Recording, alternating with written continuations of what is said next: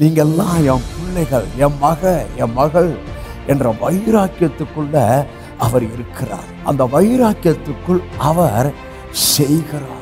என்னில் வாசமா இருக்கிற டாடியால, என்னில் வாசமா இருக்கிற பிதாவால, என்னில் வாசமா இருக்கிற ஆவியானவரால நாங்கள் எல்லாரும் அவரால அற்புதமாய் அடையாளமாய் இருக்கிறோம்.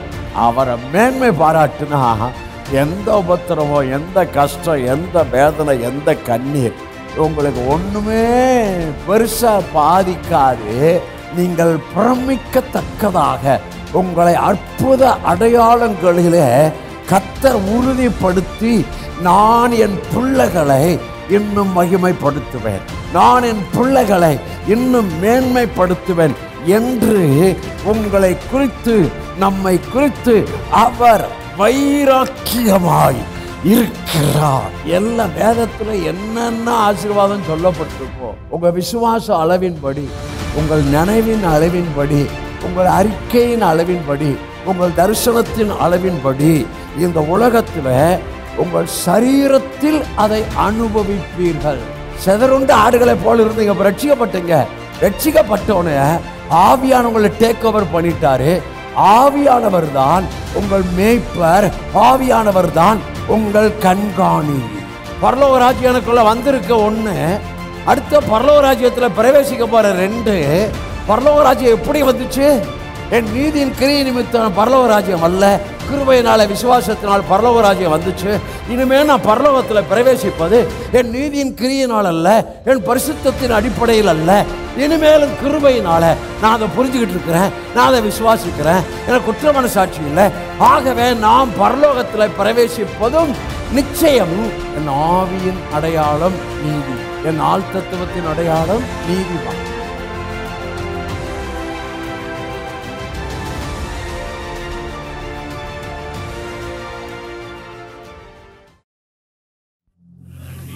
இன்னைக்கு செய்தி ஆவியில் ஆள் தத்துவத்தில் உங்கள் அடையாளம். என் ஆவி ஆள் தத்துவம், இதில் உங்கள் அடையாளம். முதலாவது அடையாளத்துக்கு போவோம். அடையாளம். ஆகாஷ் ராஜா ஏசியாவில் ஒரு அடையாளத்தை காமிக்கணும் அப்படின்னு கேட்டான். அடையாளம். அப்ப அடையாளம் என்று எதை சொன்னார்? அவருடைய நாமம் அதிசயம், அவர் நாமம் ஆலோசனை கர்த்தர், அவர் நாமம் சர்வ வல்ல தேவன், அவர் நாமம் நித்திய பிதா, அவர் நாமம் சமாதான பிரபு என்று இயேசுவின் நாமத்தை ஆகாஷ் ராஜாவுக்கு அடையாளமாய் சொன்னார். அடையாளமாய் சொல்லிவிட்டு சபைக்கு, உங்களுக்கு எனக்கு சொல்லுகிறார், சேனைகளின் கர்த்தருடைய வைராக்கியம் இதை செய்யும். இன்னைக்கு சொல்றேங்க, சேனைகளின் கர்த்தருடைய வைராக்கியம் இருக்க உங்களை குறித்து, என்னை குறித்து, நீங்கள்லாம் என் பிள்ளைகள், என் மகள் என்ற வைராக்கியத்துக்குள்ள அவர் இருக்கிறார். அந்த வைராக்கியத்துக்குள் அவர் செய்கிறார். அப்ப அடையாளம் 5 நாமமும் அடையாளம் தான். அவர் நாமத்துக்குள் தான் உங்களுக்கு அடையாளம் இருக்கிறது. ஏமேன். அவர் நாமத்துக்குள் அடையாளம் இருக்கிறது. சரி, இன்னொரு அடையாளத்தை சொல்றேன். எகிப்தில் அவர்கள் பஸ்காவை அடித்து, ஆட்டுக்குட்டியை அடித்து, அதன் இரத்த உள்ளே அந்த மாம்சத்தை வேக வைத்து புசித்து, வெளியே அந்த இரத்தத்தை அந்த வீட்டு வாசலில் நிலக்காலில் அடையாளமாய் பூச வேண்டும். அப்போ அவங்க தங்கியிருந்த வீட்டுக்கு வெளியே எது அடையாளம்? இயேசுவின் இரத்தம் அடையாளம். உங்களுக்கு எத்தனை பேருக்கு தெரியும், உங்க மேல இருக்கிற அடையாளமே இயேசுவின் இரத்தம் தான். நீங்க இயேசுவின் இரத்த அடையாளத்துக்குள் இருக்கிறீர்கள். உங்க மேல மாத்திரம் அல்ல, உங்களுக்குரிய எல்லாவற்றிலும் அடையாளம் இயேசுவின் இரத்தம். இயேசுவின் இரத்தம் இருக்கு. அங்கே உள்ள சங்கரிப்பு தூதன் போக முடியலையா? முடியாதே. அவன் 2க்கு பயப்படுவான். 1 ஆட்டுக்குட்டியானவரின் இரத்தம், 2வது சாட்சியின் வசனம். இந்த 2க்கு பயப்படுவான். வெரி சிம்பிளுங்க. நீங்கள் அவர் இரத்தத்தை சொல்லும்போது உங்கள் மேல் இருக்கிற அடையாளத்தை நீங்கள் சொல்லுகிறீர்கள். நான் சொல்லுங்க, நான் இயேசுவின் இரத்தத்தை சொல்ல சொல்ல என் மேலே இயேசுவின் இரத்த அடையாளத்தை நான் சொல்லுகிறேன். அப்ப இயேசுவின் இரத்தத்தை அடையாளமாய் நான் சொல்லுங்களேன், சொல்லும்போது என்னை என் ஆவி, ஆத்துமா, சரீரம், பொருளாதாரம், என் பிள்ளைகள், பிள்ளைகளின் பிள்ளைகள் எந்த பகுதியிலும் இயேசுவின் இரத்தத்தை மீறி சத்துரு இம்மி அளவும் என்னை தொட முடியாது. எத்தனை பேர் விசுவாசிக்கிறீங்க? ரத்தம், ரத்தம், இயேசுவின் ரத்தம். காயின் சொன்னா என்னை கண்டுபிடிக்கிற எவனும் கொலை செஞ்சிருவானே அப்படின்னா, எங்க தப்பு தாங்க பண்ண. இவனே கொலை பண்ணிட்டான். இவன் கொலை பண்ணோன்னா அவனுக்கு அதான் எதை விதைச்சோமோ அதான் அறுப்போம். இவன் தான் மூத்த மகன். இவன் கொலை செஞ்சுட்டான். ஆண்டவர் பேசலாம் விட்டுறேன், என்னை கண்டுபிடிக்கிற எவனும் என்னை கொலை செய்வானே என்று சொன்னபோது ஆண்டவர் அப்படியே இறங்கிட்டாருங்க. கர்த்தர் நல்லவர்ங்க. உங்களுக்கு என்ன சொல்கிறேன், அவரை புரியணும் புரியணும் புரியணும், அவர் தன்மையை புரியணும் என்பதுதான் உங்களுக்கு தொடர்ந்து பேசிட்டே வர்றேன். பேதுரு வாசிக்க வேண்டாம், 1 பேதுரு 2 தேவன் தயை உள்ளவர் என்பதை ருசி பார்த்தது உண்டானால், தேவன் தயை உள்ளவர், தேவன் தயை உள்ளவர் என்பதை ருசி பார்த்தது உண்டானால். நான் ரொம்ப ருசித்திருக்கிறேங்க, உங்களுக்கு அதை சொல்லிக்கிட்டே வர்றேன். தேவன் தயை உள்ளவர் என்றதை ருசிக்கணும். பேதுரு சொல்றார், தாவீது சொல்லுகிறார், கர்த்தர் நல்லவர் என்பதை ருசித்து பாருங்கள். Taste and see God is good. Good God. அவர் நல்ல தகப்பன்க. அவரை ருசிக்கிறது, அவரை ருசிக்க ருசிக்க ருசிக்க அவர் ருசி உங்களுக்குள்ள போக போக போக உங்களை அறியாதபடியே நீங்கள் அவரை போல மாறுவீர்கள் மாறுவீர்கள். அவர் தன்மையை புரிய புரிய, அவர் தன்மையை, நான் சொல்கிற தன்மையை புரிஞ்சு ருசிக்க ருசிக்க அவரை போல நாம் மாற மாட்டோம். அவரை போல நம்மில் இருக்கிற பரிசுத்த ஆவியானவர் நம்மை மாற்றுவார், மறுரூபப்படுத்துவார். Very simple. ஆமென். ஹல்லேலூயா. எவன் சொல்கிறான் பாருங்க, என்னை கண்டுபிடிக்கிற எவனும் என்னை கொன்று போட்டுருவானே அப்படின்னு சொன்னோன்னு கர்த்தர் இறங்கி, அப்பயே இறங்கிட்டாருங்க. இறங்கி இவனை கண்டுபிடிக்கிற எவனும் கொன்று போடாதபடி அவன் மேல் ஒரு அடையாளத்தை, எங்க நான் சொல்கிறேன், அந்த ரத்தம் கூட இயேசுவின் ரத்தம் தாங்க.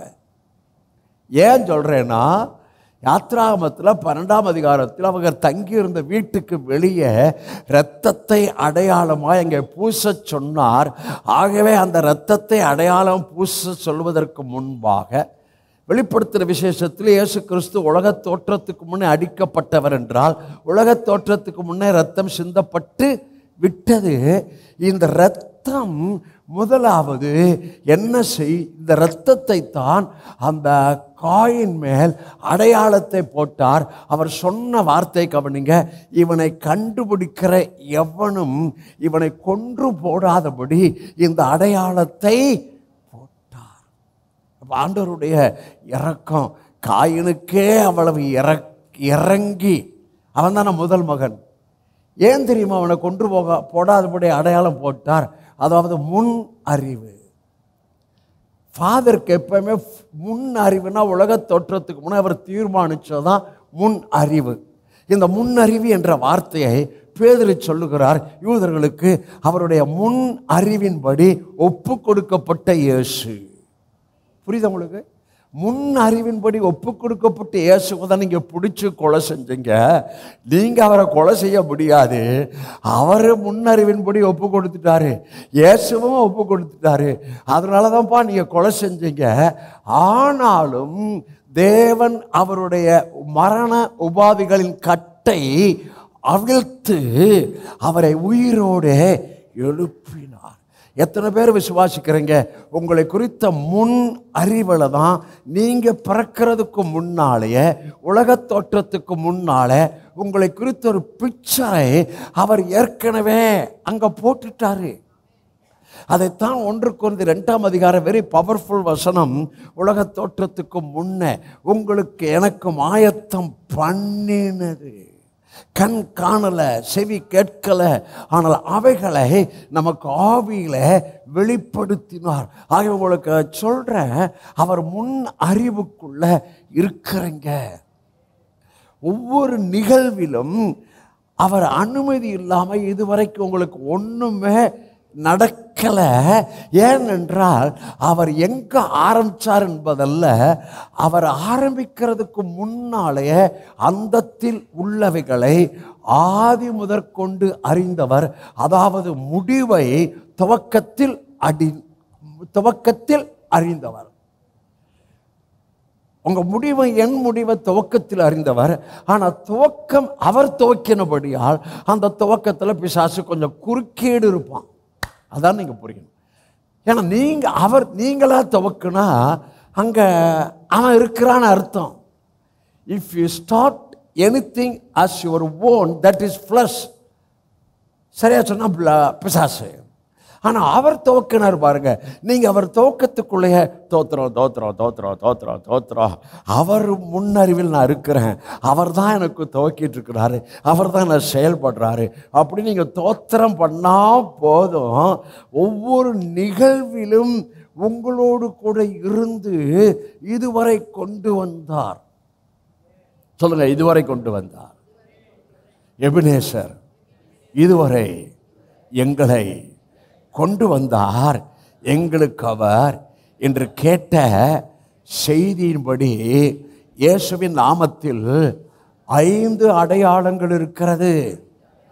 1 அவர் நாமம் அதிசயம், 2 ஆலோசனை கர்த்தர், 3 சர்வவல்ல தேவன், 4 நித்திய பிதா, 5 சமாதான பிரபு. இந்த 5 அடையாளங்கள் என் வீட்டிலே, என் மேலே, என் புருஷன் மேலே, பிள்ளைகள் மேலே, என் பிள்ளைகள் மேலே, என் வேலை மேலே, என் ஆரோக்கியத்தின் மேலே, என் தொழில் மேலே, என் பிஸ்னஸ் மேலே இந்த 5 அடையாளங்கள் இருக்கிறதை இந்த ஆராதனையில் நான் அறிக்கை செய்கிறேன். ஒரு தீர்க்கதரிசன வசனத்தை அதில் கண்டிப்பாக வாசிக்கணும். ஏசாயா 7ஆம் அதிகாரம், ஏசாயா 7ஆம் அதிகாரம் 11ஆம் வசனம். ஏசாயா 7:11 வாசிங்க. நீ உன் தேவனாய கர்த்தரிடத்தில் ஒரு அடையாளத்தை வேண்டிக்கொள், அது ஆழத்திலிருந்தாலும் உன்னதத்திலிருந்தாலும் உண்டாக கேட்டுக்கொள் என்று சொன்னார். ஆகாசோ நான் கேட்க மாட்டேன், நான் கர்த்தரை பட்சிக்க மாட்டேன் என்றான். அப்பொழுது ஏசாயா, தாவீதின் வம்சத்தாரே கேளுங்கள், நீங்கள் மனுஷரை விசனப்படுத்துகிறது போதாதென்று என் தேவனை பார்க்கிறீர்களோ? ஆதலால் ஆண்டவர் தாமே உங்களுக்கு ஒரு அடையாளத்தை கொடுப்பார். ஏதோ ஒரு கன்னிகை கர்ப்பவதியாகி ஒரு குமாரனை பெறுவாள், அவருக்கு இம்மானுவேல் என்று பெயரிடுவாள். நான் சொல்லுங்க, இயேசு கிறிஸ்து எங்களுக்கு பிதாவினால் அடையாளமாய் கொடுக்கப்பட்டவர். அவர் நாமத்திலே, இம்மானுவேல் என்ற நாமத்திலே அவர் எங்களுக்கு அடையாளமாய் இருக்கிறார். அடுத்து போகிறோம் பாருங்க. ஏசாயாவின் புஸ்தகம் 8ஆம் அதிகாரம். தீர்க்கதரிசனமாக போது நான் போய்கிட்டே இருக்கிறேன். ஏசாயாவின் புஸ்தகம் 8ஆம் அதிகாரம் 18ஆம் வசனம். ஏசாயா 8:18 வாசிக்க சத்தம் போட்டு. நானும் கர்த்தரை எனக்கு கொடுத்த, நிப்பாட்டுங்க, நானும் சொல்லுங்க. பிள்ளைகள் இருக்கா? பிள்ளை இருக்கா? சந்ததி இருக்கா? அதான் நானும் என் சபையாரும், நானும் எனக்கு கொடுத்த பிள்ளைகள், நீங்கள் உங்களுக்கு கொடுத்த பிள்ளைகள் சந்ததியாரும். வாசிங்க. சீயோனில் வாசமாக இருக்கிற சேனைகளின் கர்த்தராலே இஸ்ரவேலில் அடையாளங்களாக அற்புதமாக இருப்போமா இருக்கிறோமா? என்னவா இருக்கிறோம்? என்னமா இருக்கிறோம்? அடுத்தது யாரால? இல்ல, சீயோனில் என்னில் வாசமா இருக்கிற டாடியால, என்னில் வாசமா இருக்கிற பிதாவால, என்னில் வாசமா இருக்கிற ஆவியானவரால நாங்கள் எல்லாரும் அவரால அற்புதமாய் அடையாளமாய் இருக்கிறோம். இந்த அடையாளத்தை நீங்க பிடிச்சுக்கிட்டீங்கன்னா வர்ற நாட்கள் உங்களுக்கு அற்புதம் தான், அடையாளம் தான், ஆச்சரியம் தான், பிரமிப்பு தான். அநேக பகுதியில் அவருடைய அற்புதத்தை, அடையாளத்தை அவர் கன்ஃபார்ம் பண்ண போகிறார். ஒரு வசனம் சொல்றேன். அடையாளம் எங்க தெரியுமா ஒர்க் பண்ணும்? நீங்க வார்த்தையை பேசினா அதுக்கு பின்னால அடையாளம் ஒர்க் பண்ணும். சொல்லுங்க, நான் வார்த்தையை பேசினா, நான் விசுவாசத்தை பேசினா அதுக்கு பின்னால அவருடைய அடையாளம் எனக்கு நிச்சயப்படுத்தப்படும், உறுதிப்படுத்தப்படும். சார், வசனமே சொல்றேன், வாயிலே சொல்றேன். அவர்கள் புறப்பட்டு போய் எங்கும் சுவிசேஷத்தை பிரசங்கித்தார்கள், எங்கும் நற்செய்தியை பிரசங்கித்தார்கள். கர்த்தர் அவர்களுடன் ஒர்க் பண்ணி, தமிழில் கிரியை செய்து, கிரியும் ஒண்ணுதான், ஒர்க் பண்ணி. அப்ப டாடி கிரியை செய்கிறார், நமக்காக ஒர்க் பண்ணுகிறார். யாருக்கு? பேசினவங்களுக்கு. யாருக்கு கிரியை செய்கிறான்னு கேட்பேன், பேசினவங்களுக்கு சொல்லணும். யாருக்கு கிரியை செய்கிறாரு? எதை பேசுறவங்களுக்கு கேட்பேன், விசுவாசத்தை பேசுறவங்களுக்கும் சொல்லணும். எதை பேசுறவங்களுக்கு? விசுவாசத்தை பேசுறவங்களுக்கு. அப்ப என்ன செய்கிறாரு? நீங்க விசுவாசத்தை பேசிட்டீங்கன்னா கர்த்தர் அதை கன்ஃபார்ம் பண்ணும்படி அற்புதங்களினாலும் அடையாளங்களினாலும் நீங்கள் பேசிய வார்த்தையை அவர் உறுதிப்படுத்துகிறார்.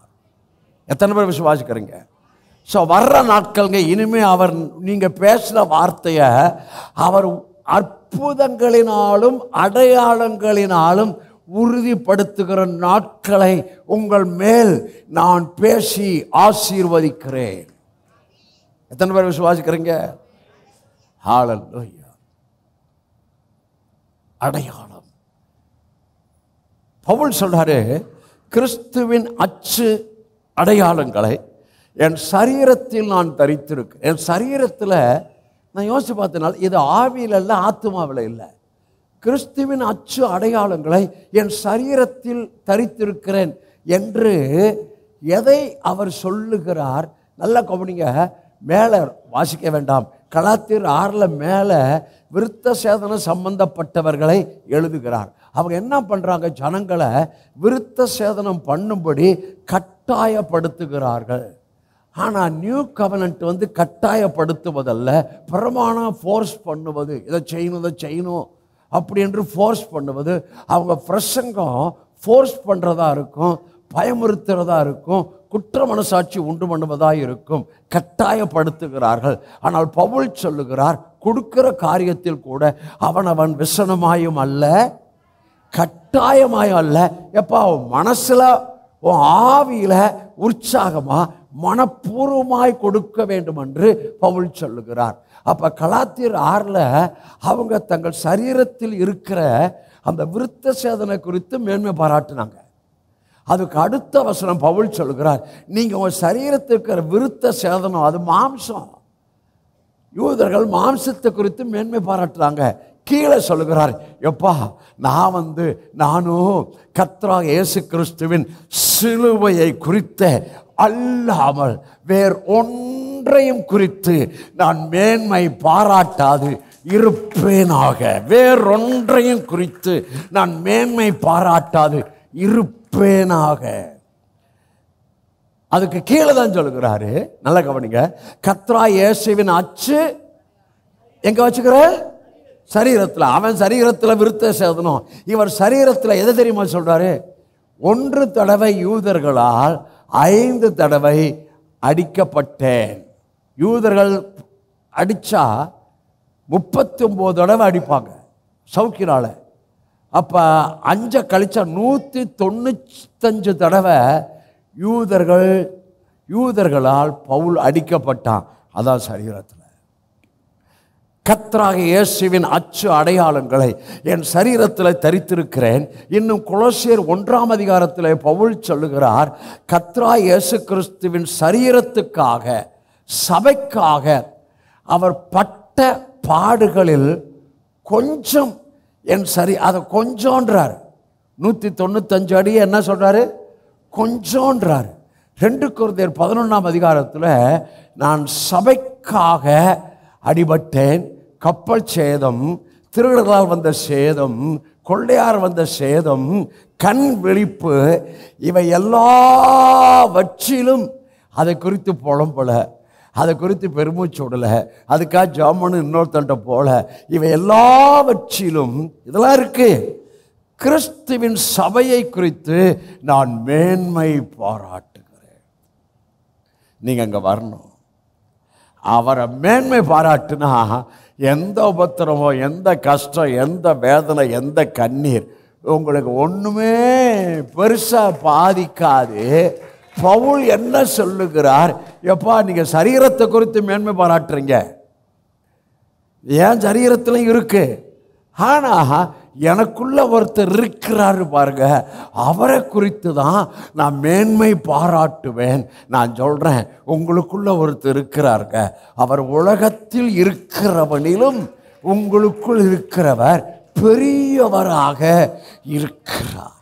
நீங்க சந்திக்கிற பிரச்சனைக்கு மேல, நீங்கள் எதிர்பார்க்கிற ஃபைனான்சியலுக்கு மேல, நீங்கள் எதிர்பார்க்கிற ப்ரொமோஷனோ, எதிர்பார்க்கிற அற்புதமோ, எல்லாவற்றுக்கும் மேல என்ன எதிர்பார்க்கிறீங்களோ, என்னென்ன விசுவாசிக்கிறீங்களோ, என்னென்ன அறிக்கை செய்கிறீங்களோ, அது எல்லாவற்றிலும் அவர் பெரியவராய் இருப்பது மாத்திரமல்ல, அவை எல்லாவற்றிலும் மறுபடியும் சொல்கின்றேன், உங்களுக்கு அற்புதம் செய்கிறவராய், நீங்கள் பிரமிக்கத்தக்கதாக உங்களை அற்புத அடையாளங்களிலே கர்த்தர் உறுதிப்படுத்தி, நான் என் பிள்ளைகளை இன்னும் மகிமைப்படுத்துவேன், நான் என் பிள்ளைகளை இன்னும் மேன்மைப்படுத்துவேன் என்று உங்களை குறித்து, நம்மை குறித்து அவர் வைராக்கியமாய் இருக்கிறார். வலது பக்கம் இடது நம்மளை குறித்து வைராக்கியமாக இருக்கிறாருங்க. எது கவலைப்படாதீங்க, விசுவாசத்தோடு இருங்க. சொன்னீங்களா? பொறுமையோடு இருங்க. சடுதி அவங்களுக்கு நடக்க போகுதுன்னு சொல்லுங்க. ஓகே. ஏசாயா 59ஆம் அதிகாரம், மன்னிக்கணும், ஏசாயா 9ஆம் அதிகாரம் 7ஆம் வசனம். ஏசாயா 9:7 வாசிங்க. ஏசாயா 9:7. தாவீதின் சிங்காசனத்தையும் அவனுடைய ராஜ்யத்தையும் அவர் திடப்படுத்தி அதை இது முதற்கொன்று என்றென்றைக்கும் நியாயத்தினாலும் நீதியினாலும் நிலைப்படுத்தும்படிக்கு அவருடைய கர்த்தத்துவத்தின் பெருக்கத்துக்கும் அதன் சமாதானத்துக்கும் முடிவு இல்லை. சேனைகளின் கர்த்தருடைய வைராக்கியம். ஐயா, வேதத்தில் செய்யறதெல்லாம் அவர் தான். ஓல்ட் டெஸ்ட்மென்ட்ல இருக்கிற என்னன்னா செஞ்சாயப்பா, அதெல்லாம் ரொம்ப பயங்கரமா இருக்கு. இன்னைக்கு நியூ கவர்னட்ல செய்யறாரு. ஏன் தெரியுமா? பிலிப்பியர் 1:5 வாசிக்க வேண்டாம்.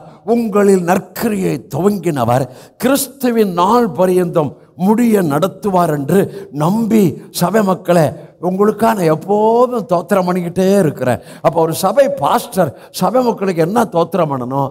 உங்களில் அவர் நற்கிரியை துவங்கி இருக்கிறாரு, அதை கிறிஸ்துவின் நாள் பரியந்தம் அவர் நடத்துவார் என்று சொல்லி சபை மக்களுக்கு தோத்திரம் பண்ணணும். அதே பவுல் என்ன எழுதுகிறார்?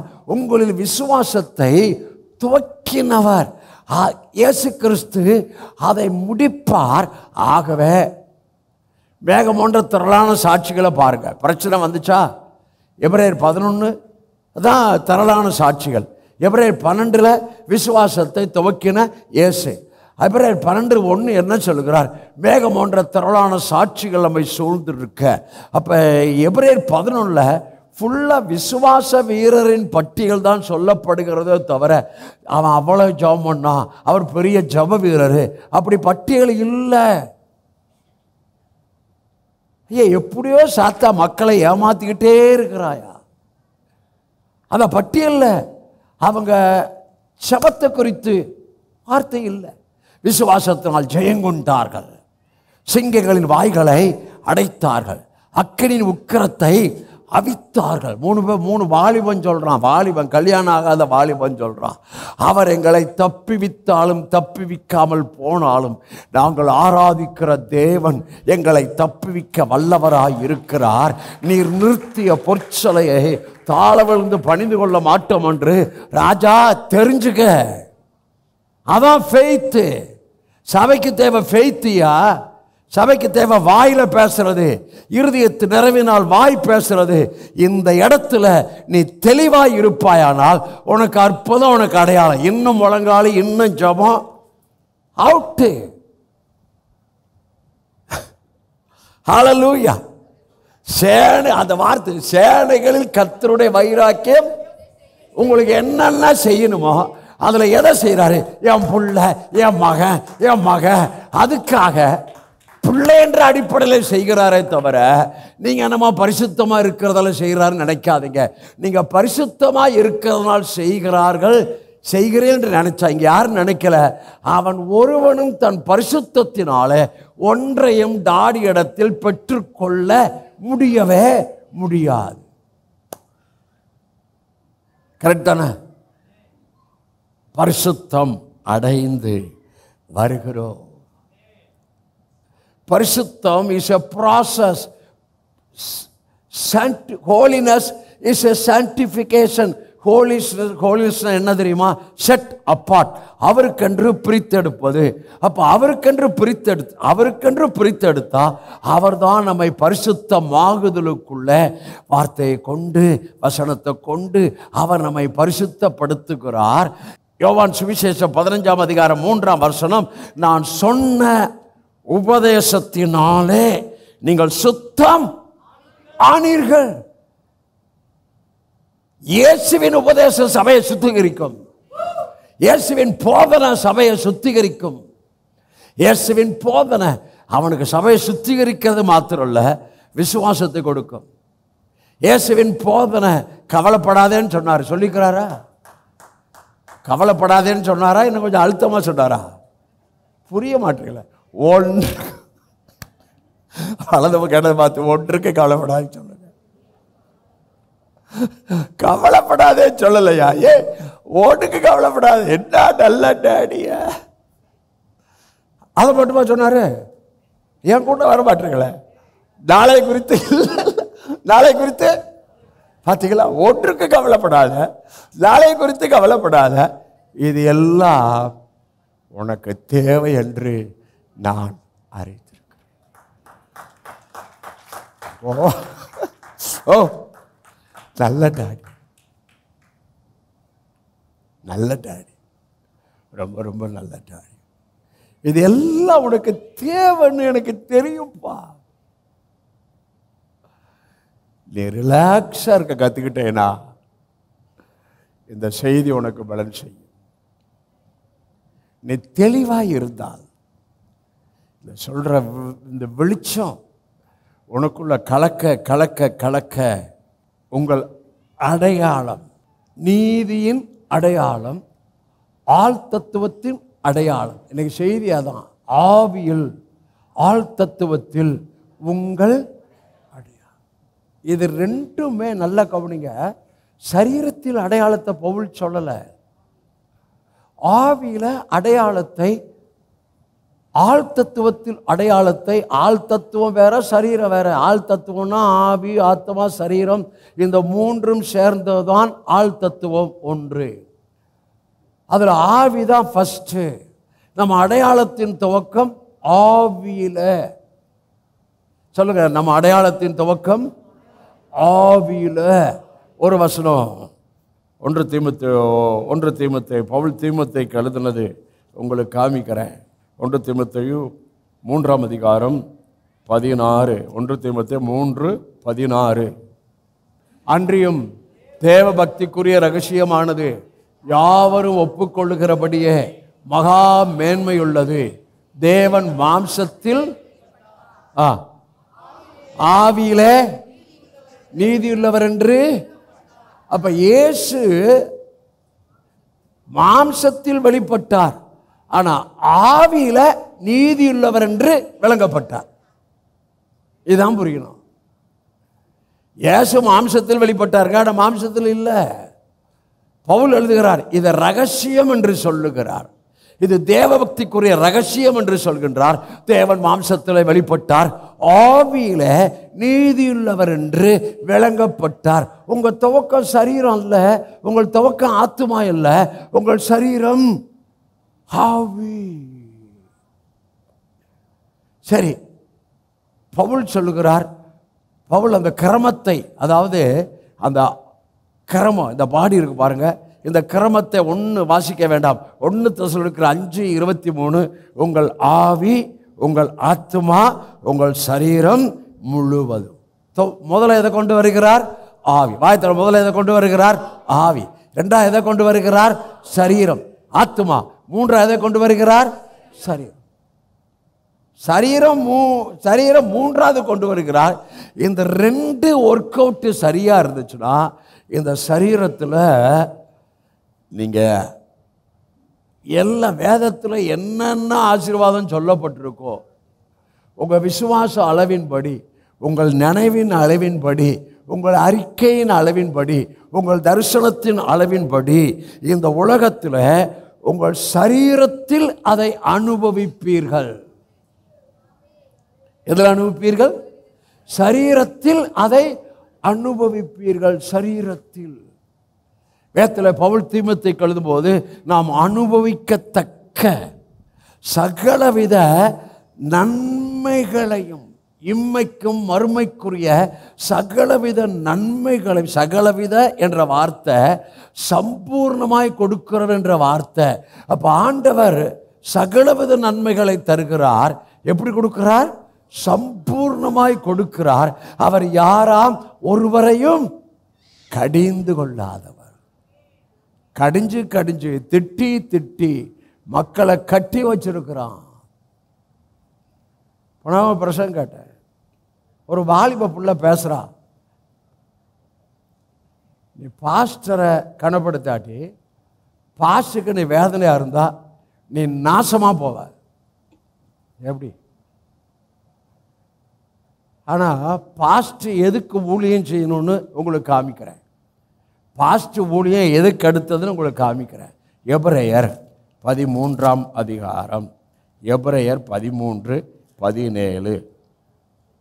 எபிரேயர் 13:17 வாசிங்க.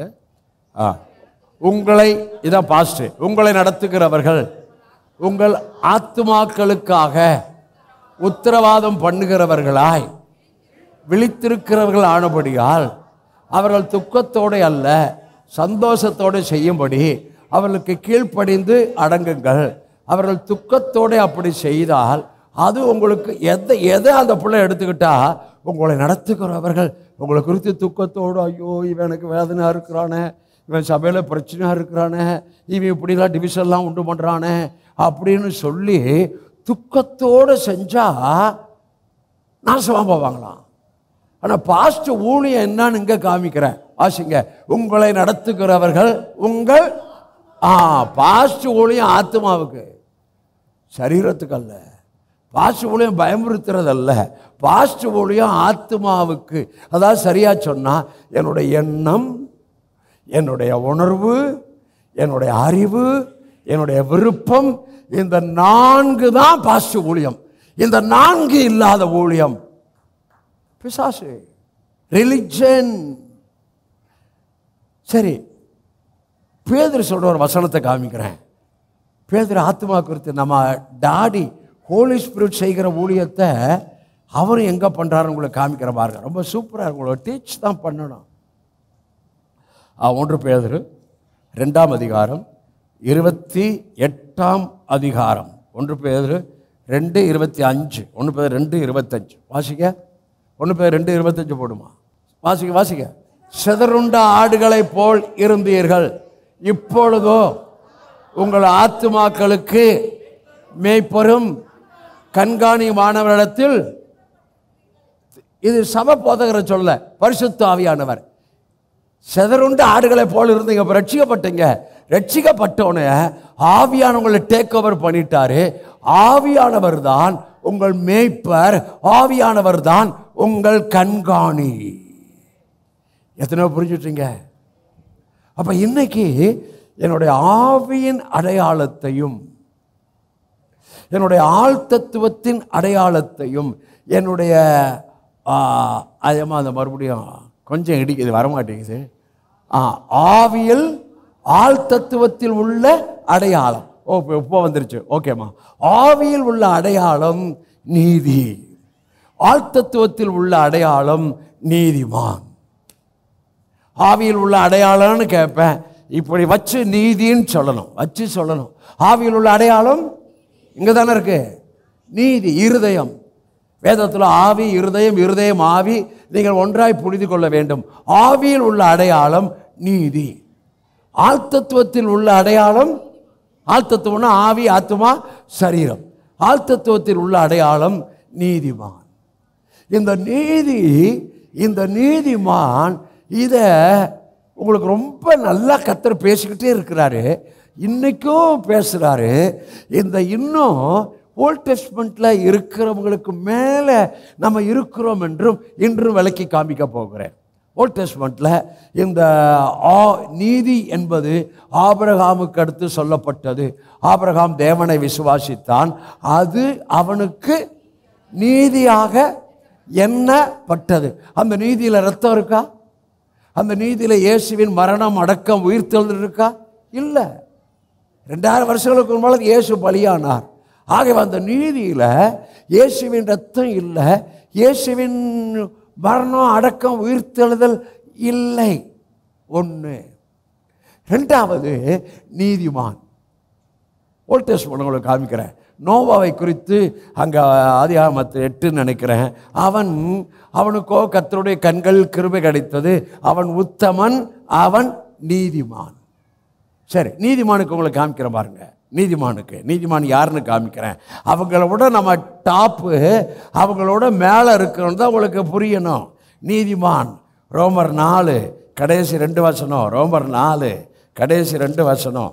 ரோமர் 4 கடைசி 2 வசனம் வாசிங்க. நம்முடைய கர்த்தரா, ரோமர் 4 கடைசி 2 வசனம் சேர்த்தவங்க வாசிங்க. நம்முடைய கர்த்தராகிய இயேசுவை மரித்தோரிலிருந்து எழுப்பினவரை விசுவாசிக்கிற நமக்கும் அப்படியே எண்ணப்படும்.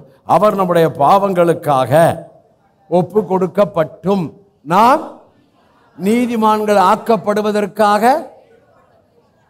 அப்ப இந்த நீதிமான் ஆபிரகாம் இல்லை, நோவாவும் இல்லை, நம்ம இவங்களுக்கு மேலே.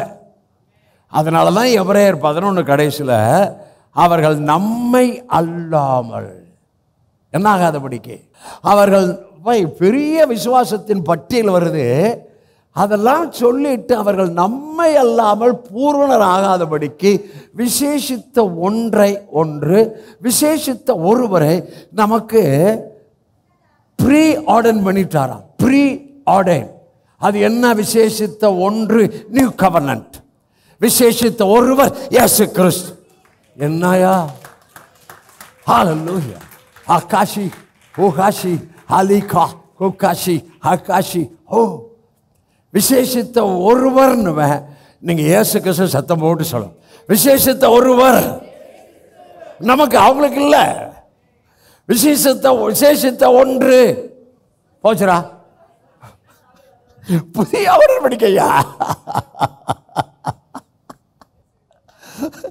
அவங்க ஓல்டு கவர்னன்ட், நம்ம நியூ கவர்னன்ட்.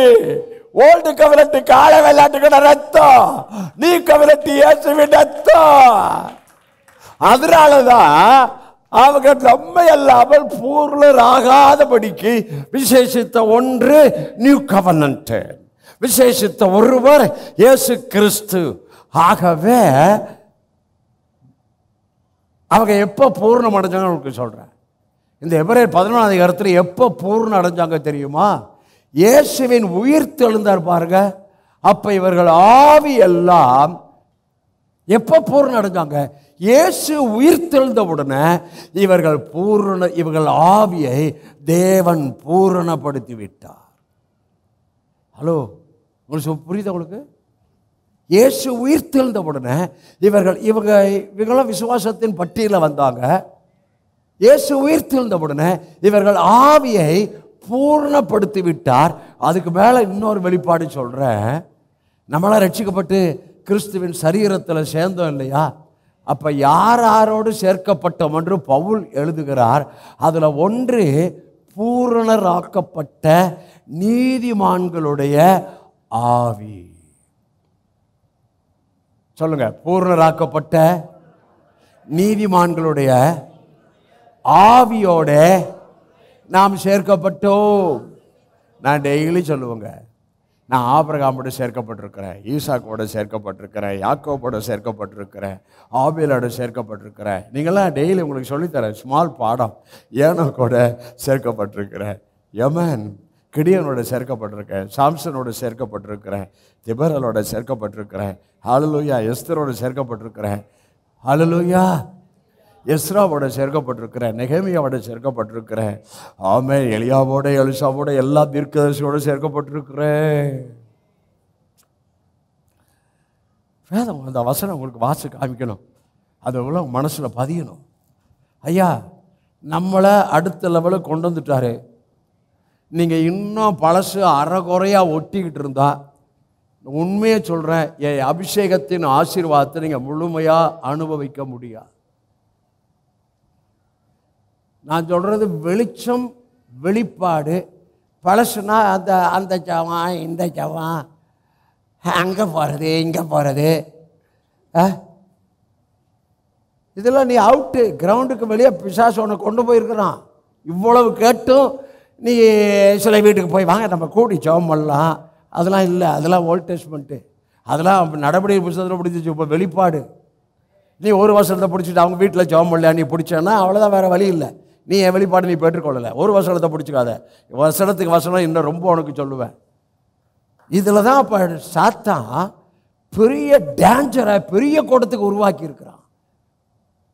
அதனால உனக்கு சொல்கிறேன், எத்தனை பேர் புரியுறீங்க? ஹல்லேலூயா. அந்த வசனத்தை வாசிக்க வைக்கிற மாதிரி உங்களுக்கு ஸ்ட்ரென்த்து தர்றங்க. டெய்லி நீங்கள் அப்படிலாம் சொல்லணும். இன்றைக்கி நான் ஆபிரகாமோட ஆவியோட, ஈசாக்கு ஆவியோட, யாக்கோபு ஆவியோட இணைஞ்சிருக்கிறேன்னா அந்த ஃபெல்லோஷிப்.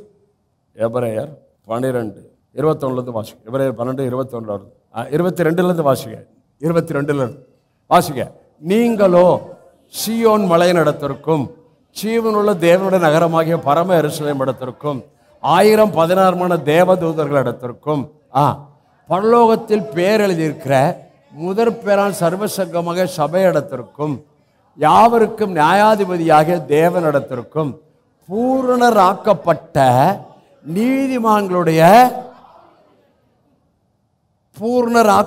நீதிமான்களுடைய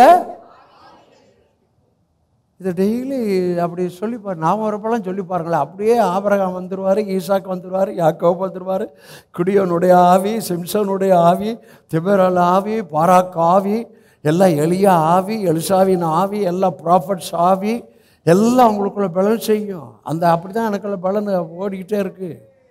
எத்தனை புரிச்சுட்டீங்க? டெய்லி சிம்பிளாக சொல்லலாமே.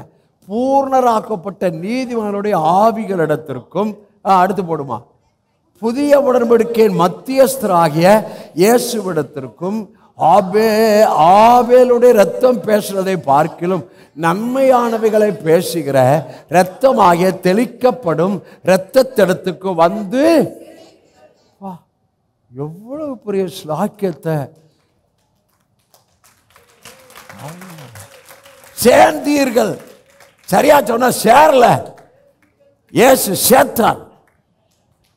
இயேசு பிதாவோட சேர்த்தார், பிதா இயேசுவின் சரீரத்தில் சேர்த்தார். நம்ம இயேசுவின் சரீரத்தில் மாத்திரம் இல்லை, இங்க ஒரு வார்த்தை வருது, 1000-10,000 தேவ தூதர்களிடத்திற்கு சேர்த்திருக்கிறார். 1000-10,000 தேவர்கள் ஒர்க் பண்றாங்க. டெய்லி சொல்லணுங்க, வெரி சிம்பிளுங்க. 1000-10,000 தேவர்களிடத்தில் சேர்த்துக்கிறேன். என்னை சுற்றிலும் 1000-10,000 தேவ தூதர்களை சென்ஸ் பண்ணணும். புரியுதா? அல்லது பக்கத்து பாஸ்டர் புரியுதா? பாஸ்டர் புரியுதா? அப்படி பாஸ்டர் பேசுகிற புரியுதா? நல்லா புரிஞ்சுங்க. வீட்டில் போய் இன்னொருட கேளுங்க. ஹல்லேலூயா. எவ்வளோ பெரிய இங்கே எந்த இடத்துல இருக்கிறோம் பாருங்க.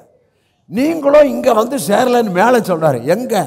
மோசையை நான் அஞ்சி நடுங்கேன் என்று சொல்லத்தக்கதாய் சீனாய் மலை. அந்த காட்சி பயங்கரமா இருந்துச்சா. அங்க நீங்க வந்து சேரலப்பா, உங்களை அங்க சேர்க்கல, உங்களை இயேசுவிடத்துல, அவர் சரீரத்துல 1000 தேவதரிடத்துல பூர்ணராக்கப்பட்ட நீதிமானுடைய ஆவியோட ரத்தம், இயேசுவின் ரத்தம் பேசுகிற நன்மைகளை பேசுகிற இயேசுவின் ரத்தத்தோட சபையாரை நாம் சேர்க்கப்பட்டிருக்கிறோம். Very simple. இதை சொல்லி தோத்திரம் பண்ணா போதும், உங்களுக்கு நடக்க வேண்டியதெல்லாம் தானா நடக்கும். Very simple. வலது இதை சொல்லி தோத்திரம் பண்ணா போதும். அது 1 மணி நேரம் ஜபத்தை விட, சொல்லுங்க, அது 1 மணி நேரம் ஜபத்தை விட, அது 2 மணி நேரம் ஜபத்தை விட, இதை 10 நிமிஷம் சொன்னா போதும். வேற லெவலு, வேற பவரு, வேற ஸ்பிரிட்டு, வேற ரெவலேஷன். உண்மைதானா? இது எங்க சொல்றாங்க? ஹல்லேலூயா. அப்ப அவங்க நீதிமான்கள். ஓல்ட் டெஸ்ட்மென்ட்ல நீதிமான். உங்களுக்கு 2 நீதிமானுடைய ஸ்லாக்கியத்தை ஓல்ட் டெஸ்ட்மென்ட்லேயே காமிக்கிறேன். ஒன்று, நோவா நீதிமான், உலகத்தையே ஜலத்தினால் அழிக்க போகிறார், ஆனால் அவன் நீதிமான். கர்த்தருடைய கண்களில் கிருபை கிடைத்தது. ஆகவே உலகத்தில் பிரளயத்தில் வந்த அழிவுக்கு விலக்கி அந்த ஒரு குடும்பத்தை ரட்சித்தார்.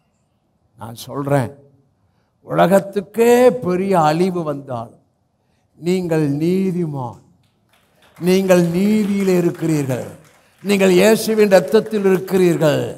தாவீது சொல்கிறார், உங்கள் பக்கத்தில் 1000 பேரும் உங்கள் வலது பக்கத்தில் 10,000 பேர் விழுந்தாலும் அது உங்களை, இதுதான் உங்களுக்கு. அதை விசுவாசித்தா, அதை புரிஞ்சா. அடுத்த நீதிமான சொல்றேன், லோத்து. நீதிமானாகிய லோத்தை ரட்சித்திருக்க பவுல் சொல்லுகிறார், அவர் என்ன நீதிமானாம், அந்த சோதோம்ல கொமோராவில் இருக்கிறப்ப அவங்க துன்மார்க்க கிரியை, பொல்லாத பாவம், அது உங்களுக்கு தெரியும். அந்த துன்மார்க்க கிரியை கண்டு நீதியுள்ள தன் இருதயத்தில் வாதிக்கப்பட்டானா. ஐயோ, தெரியாம இங்க மாட்டிட்டேனே, அப்பா விட்டு வந்துட்டேன், ஆபிரகாம் விட்டு வந்துட்டேன், மாம்சத்தின்படி நடந்து வந்துட்டேன், இங்க தெரியாம வந்துட்டேனே அப்படின்னு சொல்லி நீதியுள்ள தன் இருதயத்தில் வாதிக்கப்பட்டான். அதை கர்த்தர் பார்த்தார். எத்தனை பேர் புரியுறீங்க? புரியுதா? நீதியுள்ள தன் இருதயத்தில் வாதிக்கப்பட்டான். கர்த்தர் பார்த்தாரு, சரி சோதோம் அக்கினினால போட்டு அழிச்சிடலாம் அப்படின்னப்ப லோத்தை பார்த்தாரு, அவன் இருதயத்தை பார்த்தாரு. நீதியுள்ள இருதயத்தில் அந்த பாவத்தை குறித்து அவன் வாதிக்கப்பட்டதை பார்த்தாரு. இன்னும் கூட யோசிச்சிருப்பான், ஐயோ உனக்கு இஷ்டமானதை நீ வலதுபுறம் போனா இடதுபுறம் போகிற, இடதுபுறம் போனா வலதுபுறம். எங்கள் அப்பா பெரியப்பா சொன்னார், நானும் என் மாம்சத்தின்படி கண்களின்படி தெரிந்து கொண்டு இப்படி மாட்டிக்கிட்டேன். அதை கூட யோசிச்சிருப்பான். அதனால சோதோமை அவர் அக்கினினால் அழித்த போது அவனுக்கு அவன் தாமதப்படுத்திக்கிட்டே இருக்கிறான். ஒரு தூதனை அனுப்பிச்சு அவன் கையை பிடிச்சு வெளியே அந்த அக்கினியில் அழிந்து விடாதபடி அவனை கையை பிடித்து வெளியே கொண்டு வந்தார். பின்னிட்டு திரும்பின லோத்தின் மனைவி உப்பு தூணானார். நீதிமானுக்கு அவ்வளவு பெரிய பாதுகாப்பு. நீதிமானை குறித்து அவர் பெரிய கன்சர்ன். இப்ப நீதியை சொல்றேன், நீதிமான சொல்றேன். நீதியை குறித்த சில வசனம், நீதிமானை குறித்து சில வசனத்தை சொல்லி நீதியின் ஆசீர்வாதம், நீதிமானின் ஆசீர்வாதத்தை உங்களுக்கு காமிக்க போறேன். ஆசீர்வாதம் பேசணும், சபையில் ஆசீர்வாதம் பேசணும், வெற்றி வாழ்வு பேசணும், அவர் இருக்கிறது போல இருக்கிறது பேசணும், உலகத்துக்கு எப்படி இருக்கணும் அப்படின்றத பேசணும். அதுதான் நியூ கோவனன்ட். ஆமென், ஹல்லேலூயா. ரோமர் 4 கடைசி வசனம் வாசித்தோம். ரோமர் 5:1 போடுமா? ரோமர் 5:1. ரோமர் 5:1. இவ்விதமாக நாம் விசுவாசத்தினாலே நீதிமான்கள் எப்படி ஆக்கப்பட்டோம்? என்ன ஆக்கப்பட்டிருக்கிறோம்? நம்ம யாரு? வாய் தர சொல்லுங்க. நம்ம யாரு? என் அடையாளம் என்ன? என் ஆழ்த்தத்துவத்தின் அடையாளம் என்ன? என் ஆவியின் அடையாளம் என்ன? நீதி. ஆழ்த்தத்துவத்தின் அடையாளம் நீதிமான். இவ்விதமாக நாம் விசுவாசத்தினால், கிரியை செஞ்சல்ல, விசுவாசத்தினால. அப்படியே இருக்கட்டுமா? நீ போடாத. எபேசியர் 2:8 கிருபையினால விசுவாசத்தை கொண்டு ரட்சிக்கப்பட்டீர்கள். இங்கே இவ்விதமான விசுவாசத்தினால் நீதிமான்களாக்கப்பட்டோம். எபேசியர் 2:8 கிருபையினால விசுவாசத்தை கொண்டு ரட்சிக்கப்பட்டோம். அப்ப கிருபையும் விசுவாசமும் என்னை நீதிமான் ஆக்கியது. என்னை நீதிமான் ஆக்கியது இயேசுவின் ரத்தம். என்னை நீதிமான் ஆக்கியது இயேசுவின் பலி. ஆகவேதான் பவுல் மேலே ரோமர் 4 கடைசி போட வேணாமா? ரோமர் 4 கடைசி, அவர் நம்முடைய பாவங்களுக்காய் ஒப்பு கொடுக்கப்பட்டும் நாம் நீதிமான்கள் ஆக்கப்படுவதற்காய் எழுப்பப்பட்டும் இருக்கிறார்.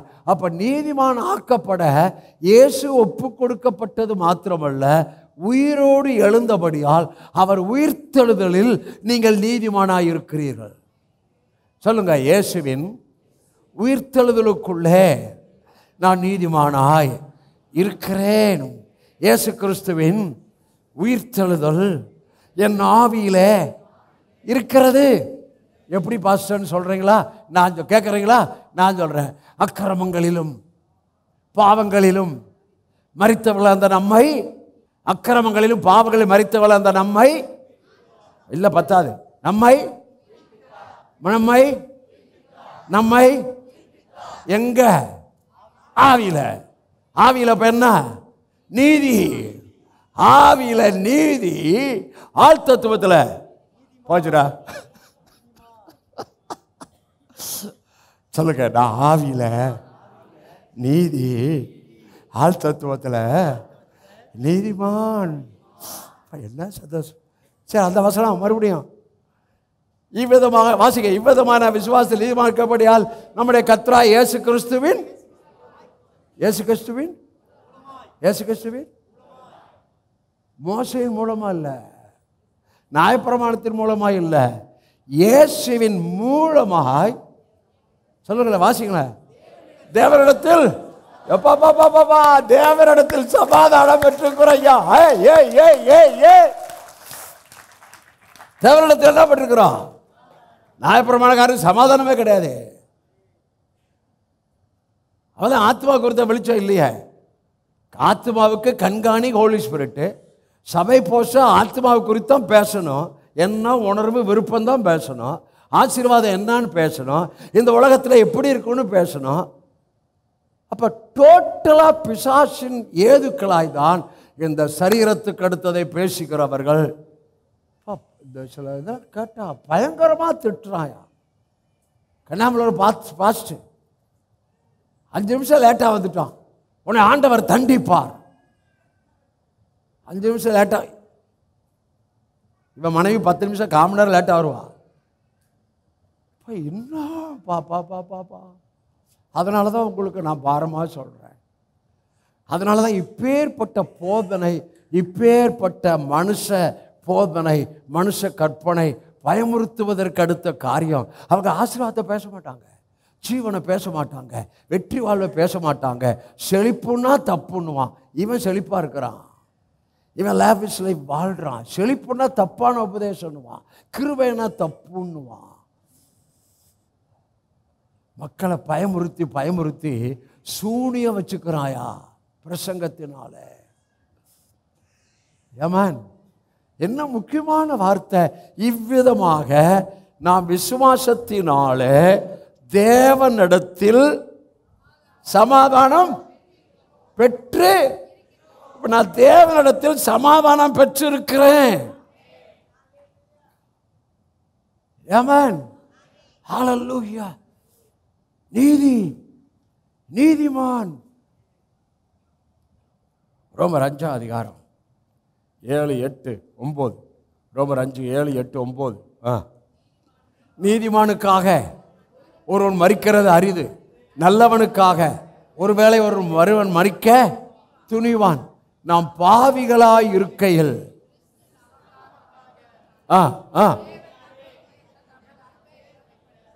இங்க பிதாவை காமிக்கிறார். என்னப்பா அதுக்குள்ள போயிட்டு அப்படியே இருமா. நாம் பாவிகளாய் இருக்கையில் கிறிஸ்து நமக்காக மரித்ததினால் தேவன் நம்மேல் வைத்த அன்பை என்ன பண்ணாரா?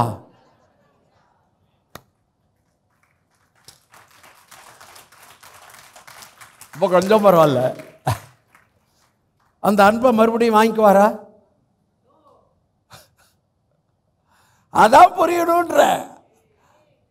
அன்பாகவே 1 யோவான் 4 பிதா தேவன் நம்மேல் அன்பாகவே இருக்கிறார். உங்க மேல் அன்பாய் இருக்கிறார். இதுக்கு ஒரே ஒரு எது? ரத்தம், பிள்ளை, அவ்வளவுதான். நீ பெற்றுக்கொண்ட ரட்சிப்பு கிரியல் அல்ல. நாம் செய்த நீதியின் கிரித்தனம் ரட்சிக்காமல் மறுஜன்மம் முழுக்கினாலும் பரிசுத்தாவின் புதிதாக்குதலினாலும் ரட்சித்தார். பவுல் இந்த ரட்சிப்பை எபேசியர் 2:9 ஒருவனும் மேன்மை பாராட்டாதபடி இது உங்கள் கிரியினால் உண்டானது அல்ல. நீ கிரியை செஞ்சு ரட்சிக்கப்படல, நீ பாவியா இருக்கும் போது ரட்சிக்கப்பட்ட. இப்ப பிள்ளை ஆயிட்ட. இனிமே கிரியை அல்ல, இனிமே கிருபை, இனிமே விசுவாசம். எப்பா உங்க கிருபப்பா, எப்பா உங்க கிருபப்பா, எப்பா உங்க கிருபப்பா. நான் விசுவாசிக்கிறப்பா, நான் விசுவாசிக்கிறப்பா. நீங்க வைராக்கியமா இருக்கிறப்பா, இந்த வார்த்தையை விசுவாசிக்கிறப்பா, இந்த வாக்குத்தத்தத்தை விசுவாசிக்கிறப்பா. இது எனக்குரியதுப்பா, அவ்வளவுதான்ப்பா. ஹல்லேலூயா.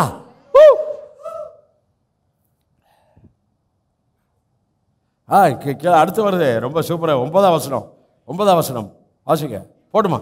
இப்படி நாம் அவருடைய ரத்தத்தினாலே, நம்மெல்லாம் யாரு? சத்தம் போட்டு சொல்ல. நம்மெல்லாம், நம்ம சபை என்ன சபை? ஆமா, ஒன்னே ஒண்ணுதான் கொஞ்சம் கம்மியா இருக்கு. நீதிமானுடைய கூடாரத்தில் என்ன இருக்குன்னு சொன்னது இங்க இல்லை. நீதிமானுடைய கூடாரத்தில் ரட்சிப்பின் அது இல்லையே. ஓகே, அல்லேலூயா. இந்த வார்த்தையா இப்படி, அந்த வார்த்தை ஒவ்வொரு டென்ஷன் இப்படி.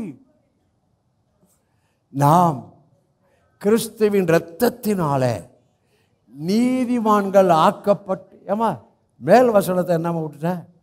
இப்படி நாம் இப்படி நாம் அவருடைய இரத்தத்தினால நீதிமான்கள் ஆக்கப்பட்டு.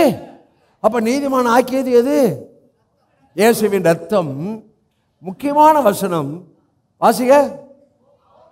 கோபாக்கணைக்கு நீங்களாக அவராலே நாம் ரட்சிக்கப்படுவது அதிக. இது கோபாக்கணை எதை சொல்லுகிறார்? சபை எடுக்கப்பட்ட பிறகு கோப கலசம் இந்த உலகத்தில் 7 வருஷம் இருக்கும். நம்ம இந்த சத்தியத்தில் இருக்கிறபடியால் நம்ம பரலோகம் போகிறது 100% கேரண்டி. நம்ம சபையில் நரகம் பேசுறதில்ல, தேவ ராஜ்யம் பேசப்படுகிறது, பரலோகத்துக்கு அடுத்த சத்தியம் பேசப்படுகிறது. ஆகவே இதை புரிஞ்சுக்கிட்டா கோபாக்கணைக்கு நீங்களாக இந்த உலகத்துக்கு ஒரு பெரிய அழிவு வரப்போகுது. அந்த அழிவுக்கு நீங்களாக நாம் ரட்சிக்கப்படுவது நிச்சயம் என்றால் நாம் எல்லாரும் கர்த்தருடைய வருகையில சபைக்கு போய் சபையில் கர்த்தருடைய வருகையில ரகசிய வருகையில எடுக்கப்படுவோம். எத்தனை புரிஞ்சுட்டீங்க? நம்மளை ஒருத்தரே ஆண்டவர் கைவிடவே மாட்டாரு. உங்கள் நீதியின் கிரியையில நீங்க பரலோகம் போறது கிடையாது. பரலோக ராஜ்யம் எனக்குள்ள வந்திருக்க 1, அடுத்த பரலோக ராஜ்யத்தில் பிரவேசிக்க போற 2. பரலோக ராஜ்யம் எப்படி வந்துச்சு? என் நீதியின் கிரியை நிமித்தம் பரலோக ராஜ்யம் அல்ல, கிருபையினால விசுவாசத்தினால் பரலோக ராஜ்யம் வந்துச்சு. இனிமேல் நான் பரலோகத்தில் பிரவேசிப்பது என் நீதியின் கிரியினால் அல்ல, என் பரிசுத்தத்தின் அடிப்படையில் அல்ல, இனிமேலும் கிருபையினால. நான் அதை புரிஞ்சுக்கிட்டு இருக்கிறேன், நான் அதை விசுவாசிக்கிறேன், எனக்கு குற்றமான சாட்சி இல்லை. ஆகவே நாம் பரலோகத்தில் பிரவேசிப்பதும் நிச்சயம். அந்த பரலோகத்தில் பிரவேசிப்பதற்கு டோக்கனாதான் பரலோக ராஜ்யம் எனக்குள்ளே வந்திருக்கிறது. இப்போ நான் எந்த சென்ஸில் நடக்கணும்? ஹல்லேலூயா. பரலோக ராஜ்யம் எனக்குள்ள இருக்கு.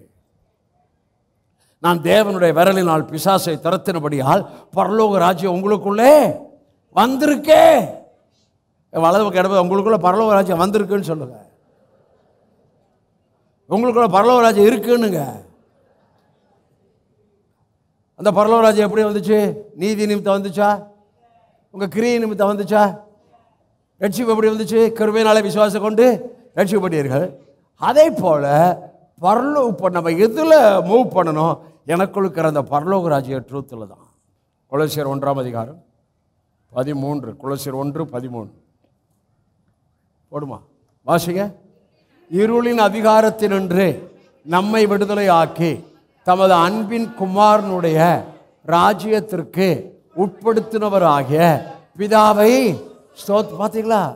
இருளின் அதிகாரத்தில் நம்மை விடுதலை ஆக்கி தமது அன்பின் குமாரனுடைய ராஜ்யத்திற்கு உட்படுத்தி இருக்கிறார். அப்ப இந்த பூமியில் அன்பின் குமாரனுடைய ராஜ்யம்தான் அவருடைய சரீரம் அல்லது அவருடைய சபை. ரட்சிக்கப்படும் போது நீங்கள் ஞானஸ்நானம் எடுத்து சபையில் சேர்ந்தீங்கன்னா அவர் அன்பின் குமாரனுடைய ராஜ்யத்துக்கு, நல்ல கவனிங்க, இந்த வார்த்தையை கவனிங்க, சொல்லுங்க சொல்லுங்க, உட்படுத்தி சொல்லுங்க சொல்லுங்க சொல்லுங்க. இன்னொன்று சொல்கிறேன், நோவாவை உள்ளே விட்டுட்டாரு, நோவா குடும்பத்தை உள்ளே விட்டுட்டாரு, வெளியே என்ன பண்ணாரு? பூடிட்டாரு. உன்னை எந்த வியாதி, தீமை, பொல்லாப்பு எதுவுமே தொடாது. எத்தனை பேர் புரிஞ்சுக்கிற?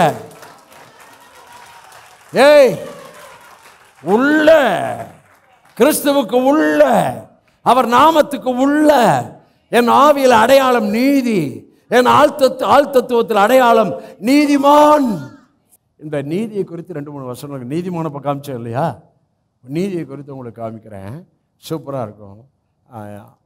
ஏசாயாவின் புஸ்தகம் 32:17 நீதியின் கிரியை சமாதானமும் நீதியின் பலன் என்றும் உள்ள அமெரிக்கையும். நீதியின் கிரியை. அப்ப நீதியில் என்ன கிரியை? ஓல்ட் டெஸ்ட்மெண்ட் பிரமாண கிரியை அல்ல, அதை செய்யணும் இதை செய்யணும். ஓல்ட் டெஸ்ட்மெண்ட் பிரமாணத்தை உங்களுக்கு காமிச்சாதான் இது புரியும். உபாகமத்தின் புஸ்தகம் 6 கடைசி வசனம். ஓல்ட் டெஸ்ட்மெண்ட் நீதியை காமிச்சாதான் இது புரியும். நான் தெளிவாக உங்களுக்கு போதிக்கிறேன். உபாகமம் 6 கடைசி போடுமா. நம்முடைய தேவனாய கர்த்தர் நமக்கு கட்டளையிட்டபடியே நாம் அவர் சமூகத்தில் இந்த எல்லா கட்டளையின்படியும் செய்ய சாவதானமாயிருந்தால் நமக்கு நீதியாய் இருக்கும் என்று மோசேயின் மூலம் அவளுக்கு சொன்னது. நான் உங்களுக்கு கொடுத்த கட்டளையின்படி, எல்லா கட்டளையின்படி செய்ய சாவதானமாய் இருந்தாதான் நீதினாரே. ஆனால் உங்கள் நீதி, என் நீதி கிறிஸ்துவின் இரத்தத்தினால் உண்டான நீதி. நாம் பாவத்துக்கு செத்து நீதிக்கு பிழைத்திருக்கும்படி தேவன் தாமே தமது சரீரத்தில் நம்முடைய பாவங்களை சிலுவையின் மேல் சுகந்தார். அந்த நீதியோடு நமக்கு ஆரோக்கியத்தை கொடுத்திருக்கிறார். நீதி. அதனால ஏசாயா 32 மறுபடியும் அந்த நீதி, அதனால தான் விலை காமிச்சேன். 32:17 32:17மா இப்போ வாசிக்க புரியும். 32:17 நான் வாசிக்கிறேன். நீதியின் கிரியை சமாதானமும் நீதியின் பலன் என்றும் உள்ள. அப்ப நீதியின் கிரியை என்ன? இல்ல நீதியின் கிரியை என்ன? நமக்கு டீச் பண்ணார் பாருங்க புதிய ஏற்பாட்டில். அதன்படி வாழ்வது நீதியின் கிரியை. இது முடியுமா? உள்ள இருக்கிற நீதி தானே, ஆவியில் தான் நீதி இருக்கு. இந்த நீதியை புரிஞ்சுக்கிட்டா நீங்கள் கிரியை செய்ய மாட்டீங்க, கிருபை சொல்லுவீங்க. இந்த நீதியை புரிஞ்சுக்கிட்டா நீங்கள் வேத வசனத்தின்படி வாழ்வதற்கான அந்த வாஞ்சியை தேவனிடத்தில் தெரியப்படுத்துவீங்க. அப்போ இந்த நீதியின் கிரியை உங்களுக்கு அவருடைய பிஹேவியர், அவருடைய நடத்தை, அவருடைய உபதேசம் உங்களுக்குள்ளிருந்து ஆவியானவர் வெளிப்படுத்துவார். எத்தனை புரிஞ்சுட்டீங்க? அங்கே அதில் முடியாது. இவன் நொண்டி நொண்டி நடந்துட்டு இருக்கிறான், இவனே நொண்டி பய, மக்களெல்லாம் நொண்டி ஆக்கி வச்சுக்கிறான். நான் சொல்ற புரியுதா? ஏன்னா ரொம்ப பயங்கரமாக பேசுகிறாங்க இவங்க, திட்டி சாம் போட்டு. எனக்கு ஆச்சரியமாக இருக்கு. நான் வசனத்தை அப்போ நம்ம வசனம் பேசலாம் இல்லையா? பவுல் சொல்கிறாரு, அவங்க சரி விட்டுறேன் பாவம், அது கலாத்தியரில் தான் அவங்க ரட்சிக்கப்பட்டு கிருபைக்கு வந்து மறுபடியும் பிரமாணத்துக்கு போயிட்டாங்க. அவங்களுக்கு தான் அவர் சொல்கிறாரு, அவர்கள் தரிப்புண்டு போனால் நலமாக இருக்கும், தரிப்புண்டு போனால் நலமாக இருக்கும் என்று சொல்லுகிறார். கலாத்தியர் 1ஆம் அதிகாரத்தில் நான் பிரசங்கித்த இந்த சுவிசேஷத்தை அல்லாமல் வேறொரு சுவிசேஷத்தை பிரசங்கிக்கிறவன் சபிக்கப்பட்டவன். அப்போ இவங்க எல்லாம் சாபத்துக்குள்ள தான் இருக்கிறான், பிசாசின் பிடியில சாபத்துக்குள் இருக்கிறாங்க, மக்களை கட்டி வச்சிருக்கிறாங்க. ஓ ஹல்லேலூயா. நீதியின் கிரியை சமாதானம், நீதியின் பலன் என்றுமல்ல அமெரிக்கா என்றால் அமைதி. இந்த நீதியில் ஒரு சமாதானம் இருந்துக்கிட்டே இருக்கும், புரிஞ்சுக்கிட்டா? இந்த நீதியில் ஒரு அமைதி இருந்துக்கிட்டே இருக்கும். இந்த நீதியில் சுகம், ஒரு பேக்கேஜ். நீதிக்குள்ளே உங்களுக்கு எல்லாம் கொடுத்துட்டார் ஐயா. உலக தோற்றத்துக்கு முன்னே கிறிஸ்துவுக்குள் உன்னதங்களிலே சகல ஆவிக்குரிய ஆசீர்வாதங்களை நம்மை ஆசீர்வதித்து, எல்லா ஆசீர்வாதம் நீதிக்குள்ள நமக்கு இருக்கு ஐயா. இப்போ நீதிமான், என் ஆவியின் அடையாளம் நீதி, என் ஆள் தத்துவத்தின் அடையாளம் நீதிமான்.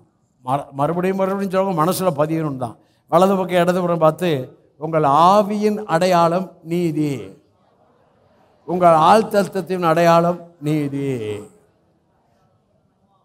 நான் என் பிரேயரில் ரொம்ப ரொம்ப சிம்பிள். நான் நீதி, நான் நீதி, நான் நீதி, நான் நீதி, நான் நீதி, நான் நீதிமான், நான் நீதிமான், தேவனுடைய புள்ள, நான் கிறிஸ்துவுக்குள்ள புதிய சிருஷ்டி. அவ்வளோதான் பிரேயர். அவ்வளோதான் நினைக்காதீங்க, வாட்டுக்காக போயிட்டே இருக்கும். நீ ஒன்று எவ்வளோதானே வேறு. எங்கள் ப்ரேயர்லாம் ஆவி ப்ரேயரு, ஸ்பிரிட். அது பாட்டுக்கு போனால் ஸ்பிரிட்டில் போய்கிட்டே இருக்கும். உங்களுக்கு சொல்லித்தரேன், உங்கள் மேலே நுகமோ அப்படி நான் வரப்பெல்லாம் சொல்லலாம்ல. நான் நீதி வேலை பார்த்துக்கிட்டே சொல்லலாம். டெஸ்கில் உட்காந்துக்கிட்டு நான் நீதி, நான் நீதி, நான் நீதி, டைப் படிச்சுக்கிட்டே நான் நீதி, நான் நீதிமான், நான் தேவனுடைய பிள்ளை, நான் சுதந்திரர், அவருடைய இதெல்லாம் என்னுடையது, நான் ரத்தம், நான் நாமம், நான் கிருபை அப்படின்னு சொல்லலாமே. வெரி சிம்பிள் யா. சரி, நீதிமானுக்கு பார்ப்போமா? நீதிமான், நீதிமான் வாயிலே சொல்லிடலாம். கர்த்தருடைய நாமம் பலத்த நீதிமான், அதற்குள் ஓடி அப்பா. ஐயா, நாமம் என்ற பலத்த துருகத்துக்குள்ள நீதிமான் சுகமாய் வாசம் பண்ணுவார். மறுபடியும் சொல்றேன், சிலுவையில் ஆண்டவர் செஞ்சதில் ஒரு காரியம், அவருடைய தழும்புகளால் குணம் ஆனீர். இந்த சுகம் எதுக்கு தெரியுமா சிலுவையில் உண்டு பண்ணாரு? உபாகம் 8 நினைக்கிறேன். ஆபிரகாமோடு செய்த உடன்படிக்கையில் சம்பாதிப்பதற்கான பலனை நீங்கள் உடையவர்களாய் இருக்க வேண்டும் என்று அங்கே சுகத்தை இயேசு மக்களுக்கு உண்டு பண்ணினார், யூத மக்களுக்கு உண்டு பண்ணினார், உங்களுக்கும் எனக்கு உண்டு பண்ணினார். இந்த சுகம் எதுக்கு உண்டு பண்ணார்? நீங்களாம் சம்பாதிக்கணும், சம்பாதிப்பதற்கான பலன் உங்களுக்கு தேவை. அதுக்கு தான் சுகத்தை ஆபிரகாமோடு செய்த உடன்படிக்கையில் அவர் சொன்னார். ஆபிரகாமோடு செய்த உடன்படிக்கையில் உங்களுக்கு வேலை செய்வதற்கான பலன் உண்டு. காலையில் இருந்து ராத்திரி வரைக்கும் வேலை செய்வதற்கான பலன் உண்டு. காலையில் நீங்கள் எலக்ட்ரிக் ட்ரெயின் பிடிச்சி தாம்பரத்துக்கு தூரமாக செங்கல்பட்டு போனாலும், மறுபடியும் ராத்திரி 10 மணிக்கு வந்து படுத்தாலும், காலையில் ஃப்ரெஷ்ஷாக எந்திரிப்பதற்கான பலனை நீங்கள் இதை புரிஞ்சுக்கிட்டா அந்த பலனை நீங்கள் அனுபவிப்பீர்கள். நான் எவ்வளோ நாள் தான் இப்படி காலையில் 4 மணி ட்ரெயினை பிடிச்சி செங்கல்பட்டு போய் ராத்திரி 10 மணிக்கு வந்து படுத்து மறுபடியும் எப்படா இது ஒரு சைக்கிளாக ஆகி போச்சே அப்படின்னு நினச்சிங்கன்னா உங்கள் நினைவே உங்கள் சரீரத்தை பலவீனப்படுத்தி விடும். எத்தனை பேர் புரிஞ்சுக்கிறீங்க? உங்கள் நினைவு அவர் நினைவாக இருக்கட்டியா? ஆமாம், புருஷன் விளைவிட சொல்லுவான், நீ என்ன வேலையாக செய்கிற? அவள் தான் அவன் வீட்டில் பிள்ளைய பார்த்துக்கிறான். நான் வேலை செய்கிற எனக்கு தான் தெரியும். ஆமாம், அதான் ஓகே ஓகே. சம்பாதிப்பது. நீதிமான் கூடாரத்தில் ரட்சிப்பின் கம்பீர சத்தம் உண்டு, நீதிமான் அதற்குள் ஓடி சுகமாய் வாசம் கர்த்தருடைய நாம். சரி, சில வசனத்தை வாசித்து நம்ம முடிக்க போகிறோம். நீதிமொழிகள் புஸ்தகம். நீதிமான் 2 ஆசீர்வாதத்தையும் நான் உங்களுக்கு பேச விரும்புகிறேன். நீதிமான். ஓகே. 1 நீதிமொழிகள் 10ஆம் அதிகாரம் 2ஆம் வசனம். நீதிமொழிகள் 10:2. நீதிமொழிகள் 10:2. அநியாயத்தின் திரவியங்கள் ஒன்றுக்கும் உதவாது, நீதியோ ஐயா உங்களுக்குள் இருக்கிற தேவ நீதி இந்த உலகத்தில் வியாதியால், திடீரென்று வருகிற அழிவினால வருகிற எந்த மரணத்துக்கும் நீதி உங்களை தப்புவிக்கும். மறுபடியும் உங்களுக்கு வசனத்தை நான் வாசிக்கிறேன். 11:4 வாசிங்க. 11:4 வாசிங்க. உத்தமனுடைய நீதி அவன் வழியை, நீதி உள்ள இருக்கு, அது தேவ நீதி. உள்ள இருந்து தான் உங்களுக்கு ஹோலி ஸ்பிரிட்டும் டாடி கார்டும் வழி நடத்துறாங்க. கர்த்தருடைய வழி இது நடுவே, இப்படி நட, இப்படி என்று உள்ள இருந்து சத்தம் வருது. அந்த சத்தத்துக்குள்ள உங்கள் வழியை நீதி செம்மைப்படுத்தும். எத்தனை புரிச்சுட்டீங்க? வழி விலக முடியாது. உள்ள இருக்கிற நீதி உங்களுக்கு சத்தமாக வரும். இதான்ப்பா கர்த்தருடைய வழி, இதில் நட என்று ஆவியானவர் டைரக்ட் பண்ணுவார். அப்போ உன் வழி, உன் நீதி உன் வழியை செம்மைப்படுத்தும். நீதி. ஹல்லேலூயா. சரி, நீதிமானுக்குரிய ஆசீர்வாதம் உங்களுக்கு வாசிக்கிறேன். 3ஆம் வசனம். 10:3. நீதிமொழிகள் 10:3 வாசிங்க. கர்த்தர் நீதிமான்களை பசியினால், அப்பா நீ உனக்கு பசியினால் நீ, அதாவது அப்படின்னு என்ன அர்த்தம்? ஆகார குறைவே இருக்காதுன்னு அர்த்தம். சிலருக்கு பசியே வரல, டாக்டர்கிட்ட போறான். அதை சொல்லல. நீதிமான்களை பசியினால், ஐயோ ஆகாரம் இல்லையே, தோசை சாப்பிட்டா நல்லா இருக்குமே, ஒரு சிக்கன் ஐயா நீ நினைச்சத நினைச்ச நேரத்தில் சாப்பிடலாம். அதான் நீதிமானுக்குரிய ஆச்சரியம்.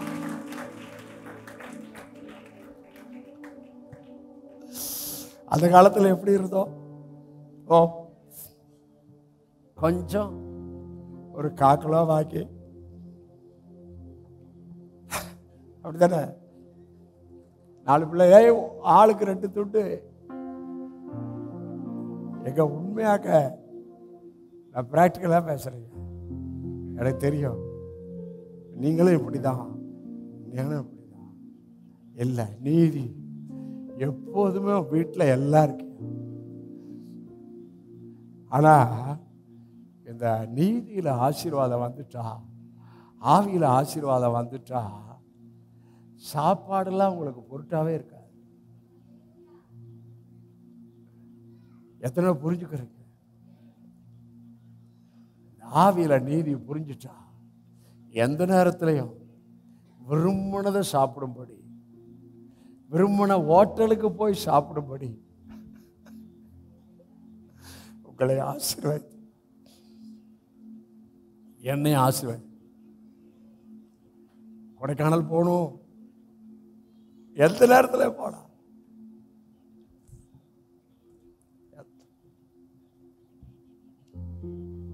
பத்து ஆறு வாசிக்க. நீதிமானுடைய சரசின் மேல் ஆசீர்வாதம், உங்க மேல ஆசீர்வாதம் தங்கி இருக்கா? அது இயேசுவின் ரத்தத்துக்குள்ள ஆசீர்வாதம் தங்கி இருக்கா? பிதாவின் அன்புக்குள்ள ஆசீர்வாதம் தங்கி இருக்கா? பிதாவிடத்தில் சமாதானம் பெற்றபடியால் சரசின் மேல ஆசீர்வாதம் தங்கி இருக்கா? உங்கள் சரசின் மேல் ஆசீர்வாதம் தங்கி இருக்கும். அப்படின்னு என்ன அர்த்தம்? உங்க எண்ணத்துல அவருடைய எண்ணம், இதுதான் எண்ணத்தின் பகுதி. உங்கள் எண்ணத்துல அவருடைய எண்ணம் தங்கிக்கிட்டே இருக்கும். உங்க எண்ணத்துல உங்க எண்ணம் இருக்காது. ஏன்னா நீதியை புரிஞ்சுக்கிட்டீங்க. நீதியை புரியாதவன் தான் அவன் எண்ணம் மாம்சமாவே இருக்கு, அவன் பிரசங்கம் மாம்சமாவே இருக்கு. ஆனா நீதியை புரிஞ்சுக்கிட்டா நம்முடைய எண்ணம் பரலோகத்துக்கு அடுத்த எண்ணம், அவரை மகிமைப்படுத்துகிற எண்ணம். ஆகவே என் எண்ணம் அவருடைய எண்ணமா இருக்க இருக்க இருக்க நான் பெரிய பெரிய சூப்பர் நேச்சுரலுக்குள் என் எண்ணம் என்னை கொண்டு போகும். பெரிய பெரிய சூப்பர் நேச்சுரல் அற்புதத்துக்குள் என் எண்ணம் என்னை கொண்டு போகும். எல்லா பகுதியிலும் அவன் இருதயத்தின் நினைவு எப்படியோ அவன் அப்படியே. உங்கள் எண்ணம் கிறிஸ்துவின் எண்ணமாய் இருக்கட்டும். உங்கள் எண்ணம் ஆவியின் எண்ணமாய் இருக்கட்டும். உங்கள் எண்ணம் பரலோகத்துக்கு அடுத்த எண்ணமாய் இருக்கட்டும். உங்கள் எண்ணம் கிறிஸ்துவின் சிந்தையாய் இருக்கட்டும். மாம்ச சிந்தை மரணம், ஆவியின் சிந்தையோ ஜீவனும்.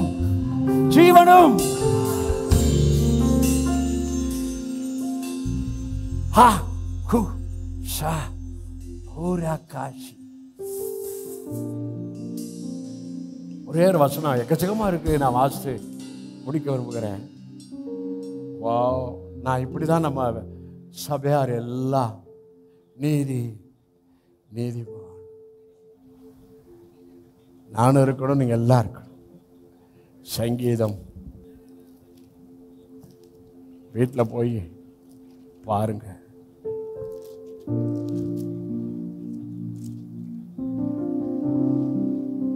சங்கீதம் 112 எல்லாம் எந்திரிச்சு அதை வாசிப்போமா? சங்கீதம் 112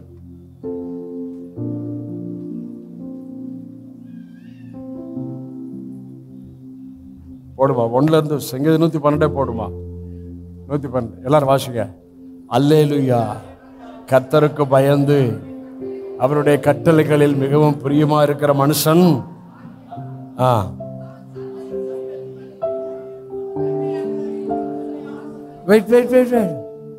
அவன் சந்ததி பூமியில்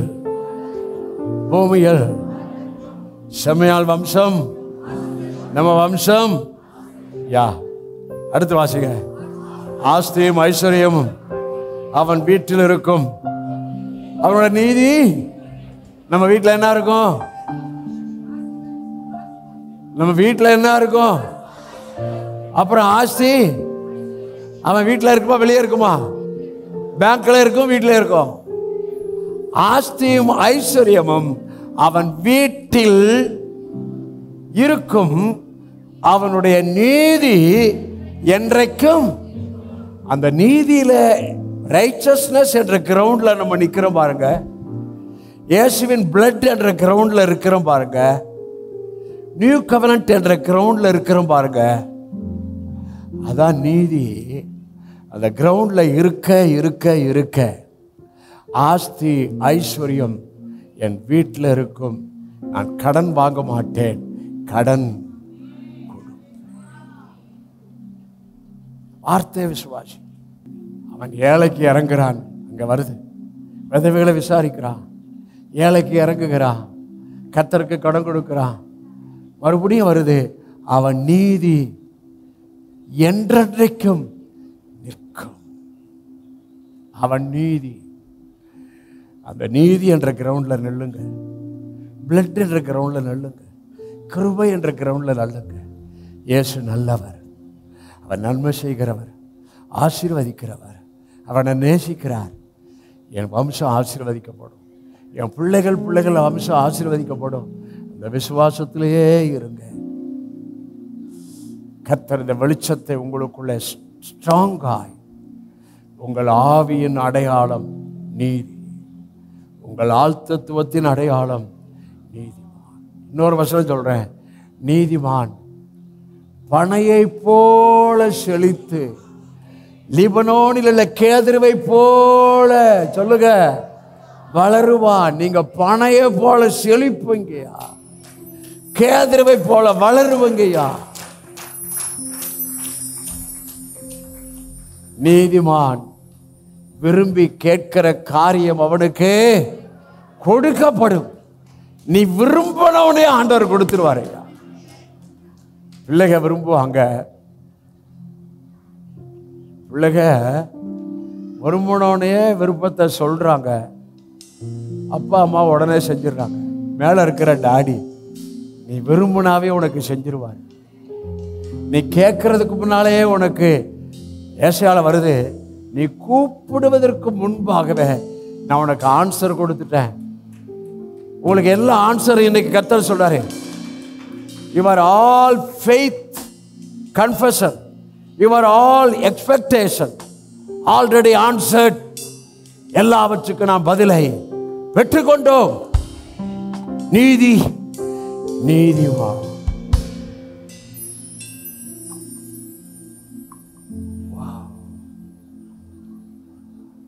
கோஷீரேலே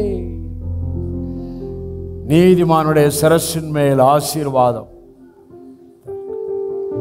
நீதிமானுடைய வேர் கனி கொடுக்கும், நீதிமானுடைய வாசஸ்தலம் ஆசீர்வதிக்கப்படும். நீதிமானுடைய வீட்டிலே பொக்கிஷம் இருக்கிறது. நீதி கிரியை உனக்கு சமாதானம் இருக்கும், அமைதி இருக்கும், தத்தளிப்பு இல்லாமல் சுகமாயிருப்பாய். இந்த ஆசீர்வாதங்களை பிதா எல்லாம் உங்க இருதயத்தில் கையை வைங்க, 2 கையை வைங்க. இந்த ஆசீர்வாதங்களை பிதா குமாரன் பரிசுத்த ஆவியின் நாமத்தில் உங்கள் மேலே என் நீதிக்குள் இருந்து, நீதியில் இருக்கிற இரத்தத்துக்குள் இருந்து, நீதியில் இருக்கிற கிருபைக்குள் இருந்து, நீதியில் இருக்கிற விசுவாசத்துக்குள் இருந்து உங்கள் ஆத்துமாவுக்கு இந்த ஆசீர்வாதங்களை சொல்லுகிறேன். உங்கள் எண்ணங்களிலே, விருப்பங்களிலே, உணர்விலே ஒரு பெரிய மறுரூபத்தை சொல்லுகிறேன். எண்ணம், விருப்பம், எதிர்பார்ப்பு, உணர்வில் ஆசீர்வாதத்தை சொல்றேன். பரலோகத்துக்கு அடுத்த உணர்வு, டாடியை மகிமைப்படுத்துகிற உணர்வு, அவரை போல வாழ வேண்டும் என்ற உணர்வு, கிறிஸ்டியனில் மகிமைப்பட வேண்டும் என்ற உணர்வு இந்த ஆகஸ்ட் மாதம் 4ஆம் தேதி 8வது மாதம் முதல் ஓய்வு நாளில் ஒரு பெரிய நிகழ்வை ஆண்டவர் நம்முடைய சபைக்குள்ளே ஹோலி ஸ்பிரிட்டை கொண்டு, டாடியை கொண்டு துவக்கி விட்டார். நானும் கர்த்தர் என கொடுத்த பிள்ளைகளும் எங்கள் சபையாரும் சீயோனில் வாசமா இருக்கிற டாடி உங்களாலே நாங்கள் எல்லாரும் அற்புதமாய் இருக்கிறோம், அடையாளமாய் இருக்கிறோம், ஆசீர்வாதமாய் இருக்கிறோம், சுகமாய் இருக்கிறோம், உலகத்துக்கு வெளிச்சமாய் இருக்கிறோம், மலை மேல் உள்ள பட்டணமாய் இருக்கிறோம், மற்றவர்களுக்கு நன்மை செய்கிறோம், தேவ அன்பு உடையவர்களாய் இருக்கிறோம், தேவனுடைய சாயல் உடையவர்களாய் இருக்கிறோம், தேவனுடைய சுபாவம் உடையவர்களாய் இருக்கிறோம். எங்கள் பரலோக பிதாவே, பிதா குமாரன் பரிசுத்த ஆவியின் நாமத்தில் ஆவியானவர் பேசின இந்த வார்த்தை இவர்கள் ஆவியில முத்திரிக்கப்படுவதாக, இவர்கள் மனதில் அந்த வெளிச்சம் தொடர்ந்து பிரகாசிப்பதாக. இதை திரும்ப திரும்ப யோசித்து வீட்டில் டிஸ்கஸ் பண்ணி ஆசீர்வாதங்களை அனுபவிக்க எங்கள் மக்களுக்கு கிருபை செய்யுங்க.